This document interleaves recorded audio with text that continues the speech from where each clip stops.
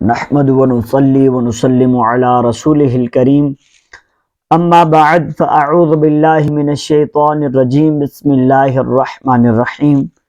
ناظرین، آج ہم سورہ البقرہ کی آیت نمبر 35 اور 36 کی تفسیر بیان کریں گے۔ اللہ پاک قرآن مجید کے اندر ارشاد فرماتا ہے، بسم اللہ الرحمن الرحیم، وَقُلْنَا يَا آدَمُ اسْكُنْ أَنْتَ وَزَوْجُكَ الْجَنَّةَ وَكُلَا مِنْهَا رَغَدًا حَيْثُ شِئْتُمَا وَلَا تَقْرَبَا هَذِهِ الشَّجَرَةَ فَتَكُونَا مِنَ الظَّالِمِينَ فَأَزَلَّهُمَا الشَّيْطَانُ عَنْهَا فَأَخْرَجَهُمَا مِمَّا كَانَا فِيهِ وَقُلْنَا اهْبِطُوا بَعْضُكُمْ لِبَعْضٍ عَدُوٌّ وَلَكُمْ فِي الْأَرْضِ مُسْتَقَرٌّ وَمَتَاعٌ إِلَىٰ حِينٍ۔ ترجمہ کنز العرفان۔ اور ہم نے فرمایا، اے آدم، تم اور تمہاری بیوی جنت میں رہو اور بغیر روک ٹوک کے جہاں تمہارا جی چاہے کھاؤ، البتہ اس درخت کے قریب نہ جانا ورنہ حد سے بڑھنے والوں میں شامل ہو جاؤ گے۔ تو شیطان نے ان دونوں کو جنت سے لغزش دی، پس انہیں وہاں سے نکلوا دیا جہاں وہ رہتے تھے، اور ہم نے فرمایا تم نیچے اتر جاؤ، تم ایک دوسرے کے دشمن بنو گے اور تمہارے لیے ایک خاص وقت تک زمین میں ٹھکانہ اور زندگی گزارنے کا سامان ہے۔ یا آدم اسکن انت وزوجک الجنہ، اے آدم تم اور تمہاری بیوی جنت میں رہو۔ یہاں سے حضرت آدم علیہ السلام اور ابلیس کا واقعہ بیان کیا گیا۔ اس کا واقعہ آپ کو سناتے ہیں، حضرت آدم علیہ السلام اور ابلیس کے واقعے کا خلاصہ۔ حضرت آدم علیہ السلام کو سجدہ نہ کرنے کی وجہ سے شیطان مردود ہوا تھا، لہٰذا وہ حضرت آدم علیہ السلام کو نقصان پہنچانے کی طاق میں رہا۔ اللہ پاک نے حضرت آدم علیہ السلام اور حضرت حوا رضی اللہ تعالی عنہا سے فرمایا کہ جنت میں رہو اور جہاں دل کرے بیٹو روک کھاؤ، البتہ اس درخت کے قریب نہ جانا۔ شیطان نے انہیں وسوسہ ڈالا اور کہنے لگا کہ تمہیں تمہارے رب نے اس درخت سے اس لیے منع فرمایا ہے کہ کہیں تم فرشتے نہ بن جاؤ یا تم ہمیشہ زندہ رہنے والے نہ بن جاؤ۔ اور اس کے ساتھ شیطان نے قسم کھا کر کہا کہ میں تم دونوں کا خیر خواہ ہوں۔ اس پر انہیں خیال ہوا کہ اللہ پاک کی جھوٹی قسم کون کھا سکتا ہے۔ اس خیال سے حضرت حوا رضی اللہ عنہا نے اس میں سے کچھ کھایا، اس درخت میں سے، پھر حضرت آدم علیہ السلام کو دیا تو انہوں نے بھی کھا لیا، اور یہ خیال کیا کہ اللہ پاک کی ممانعت تحریمی نہ تھی بلکہ تنزیہی تھی، یعنی حرام قرار دینے کے لیے نہ تھی بلکہ ایک ناپسندیدگی کا اظہار تھا۔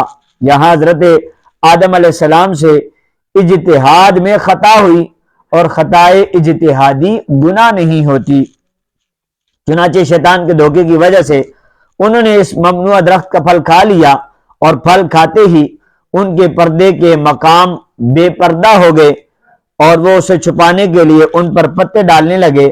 اس وقت اللہ پاک نے فرمایا، کیا میں نے تمہیں اس درخت سے منع نہیں کیا تھا، اور میں نے تم سے یہ نہ فرمایا تھا کہ شیطان تمہارا کھلا دشمن ہے؟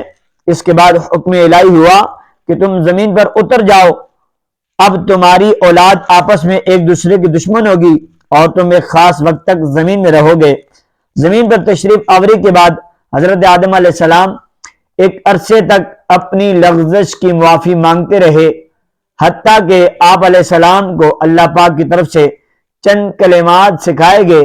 پھر جب آپ علیہ السلام نے ان کلمات کے ساتھ توبہ و معافی کی درخواست کی تو وہ قبول ہوئی۔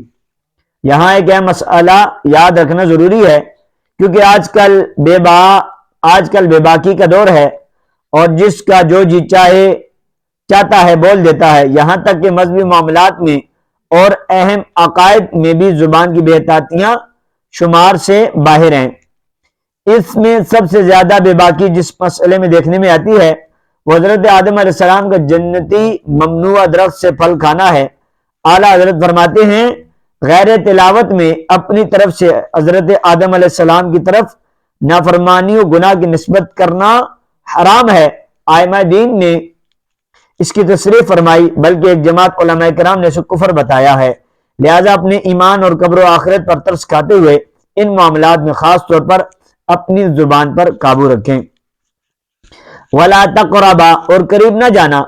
آیت میں اصل ممانعت درخت کا پھل کھانے کی ہے، لیکن اس کے لیے فرمایا کہ قریب نہ جانا۔ اس طرز خطاب سے علماء نے یہ مسئلہ نکالا ہے کہ اصل فعل کے ارتکاب سے بچانے کے لیے اس کے قریب جانے سے بھی روکنا چاہیے۔ جیسے بچے کے سیڑھیوں سے گرنے کا اندیشہ ہوتا ہے تو اسے صرف سیڑھیوں پر کھڑا ہونے سے منع نہیں کرتے، بلکہ سیڑھیوں کے قریب بھی نہیں جانے دیتے۔ اسی طرح بیسیوں کاموں میں علماء کرام اسی اندیشے سے منع فرماتے ہیں کہ کوئی فعل بذات خود منع نہیں ہوتا، لیکن اگر لوگ اس کے قریب جائیں گے تو ممنوع کا ارتکاب کر بیٹھیں گے۔ جیسے عورتوں کو قبرستان جانے سے منع کرنے میں یہی حکمت ہے۔ اسی سے پیر اور مشائخ کے فعل کا استدلال ہو سکتا ہے کہ وہ مریدوں کی تربیت کے لیے بعض اوقات کسی جائز کام سے بھی روک دیتے ہیں، کیونکہ وہ جائز کام کسی برائی تک پہنچنے کا ذریعہ بن سکتا ہے۔ فَتَكُونَ مِنَ الظَّالِمِينَ، ورنہ تم زیادتی کرنے والوں سے ہو جاؤ گے۔ ظلم کا معنی ہے کسی شے کو اس کی اپنی جگہ کے علاوہ کسی اور جگہ رکھنا، اور یہاں آیت میں ظلم خلاف اولا کے معنی میں ہے۔ یاد رہے کہ انبیاء کرام علیہ السلام کو ظالم کہنا گستاخی اور توہین ہے، اور جو انبیاء کرام کو ظالم کہے وہ کافر ہے۔ اللہ پاک اور مولا ہے، وہ اپنے مقبول بندوں کے بارے میں جو چاہے فرمائے۔ کسی دوسرے کی کیا مجال کہ وہ انبیاء کرام سے متعلق کوئی خلاف ادب کلمہ زبان پر لائے، اور اللہ پاک کے اس طرح کے خطابات کو اپنی جرأت و بے باکی کی دلیل بنائے۔ اس بات کو یوں سمجھیں کہ بادشاہ کے ماں باپ بادشاہ کو ڈانٹیں، اور یہ دیکھ کر شاہی مال کا جمیدار بھی بادشاہ کو انہی الفاظ میں ڈانٹنے لگے تو اس احمق کا کیا انجام ہوگا۔ ہمیں تو انبیاء کرام علیہ السلام اور محبوبان خدا کی تعظیم و توقیر اور ادب و اطاعت کا حکم دیا گیا ہے، اور ہم پر یہی لازم ہے۔ یہ بھی یاد رہے کہ انبیاء کرام معصوم ہوتے ہیں اور ان سے کوئی گناہ سرزد نہیں ہوتا۔ ان کے معصوم ہونے پر 20 دلائل ہیں، یہاں صرف 3 دلائل درج کیے جاتے ہیں۔ پہلا، انبیاء کرام اللہ پاک کے چنے ہوئے اور مخلص بندے ہیں، جیسا کہ اللہ پاک نے حضرت ابراہیم، حضرت اسحاق اور حضرت یعقوب علیہ السلام کے بارے میں واضح طور پر ارشاد فرمایا، اِنَّا أَخْلَصْنَاهُمْ بِخَالِصَةٍ ذِكْرَ الدَّارِ، بے شک ہم نے انہیں ایک کھری بات سے چن لیا، وہ اس آخرت کے گھر کی یاد ہے۔ اور حضرت یوسف علیہ السلام کے بارے میں ارشاد فرمایا، اِنَّهُ مِنْ عِبَادِنَا الْمُخْلَصِينَ، بے شک وہ ہمارے چنے ہوئے بندوں میں سے ہیں۔ اور جو اللہ پاک کے مخلص بندے ہیں شیطان انہیں گمراہ نہیں کر سکتا، جیسا کہ اس کا یہ اعتراف خود قرآن مجید میں ہے۔ قال فبعزتك لأغوينهم اجمعين الا عبادك منهم المخلصين، اس نے کہا تیری عزت کی قسم میں ضرور سب کو گمراہ کر دوں گا مگر جو ان میں تیرے چنے ہوئے بندے ہیں۔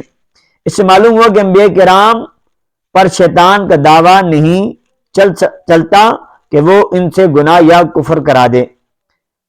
دوسرا، گناہ کرنے والا مذمت کیے جانے کے لائق ہے، جبکہ انبیاء کرام کے بارے میں اللہ پاک نے مطلقاً ارشاد فرمایا، وَإِنَّهُمْ عِنْدَنَا لَمِنَ الْمُصْطَفَيْنَ الْأَخْيَارِ، ترجمہ کنز العرفان، اور بے شک وہ ہمارے نزدیک بہترین چنے ہوئے بندوں میں سے ہیں۔ تیسرا جو حوالہ ہے وہ یہ ہے کہ انبیاء کرام فرشتوں سے افضل ہیں، اور جب فرشتوں سے گناہ صادر نہیں ہوتا تو ضروری ہے کہ انبیاء کرام سے بھی گناہ صادر نہ ہو، کیونکہ اگر انبیاء کرام سے بھی گناہ صادر ہو تو وہ فرشتوں سے افضل نہیں رہیں گے۔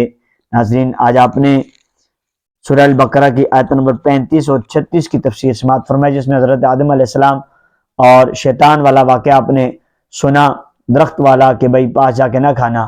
آج یہاں ایک بات یہ پتہ چلی کہ انبیاء معصوم ہوتے ہیں، انبیاء کے علاوہ کوئی بھی معصوم نہیں ہوتا۔ اللہ پاک سمجھنے کی توفیق عطا فرمائے، آمین بجاہ النبی الامین صلی اللہ علیہ وآلہ وسلم۔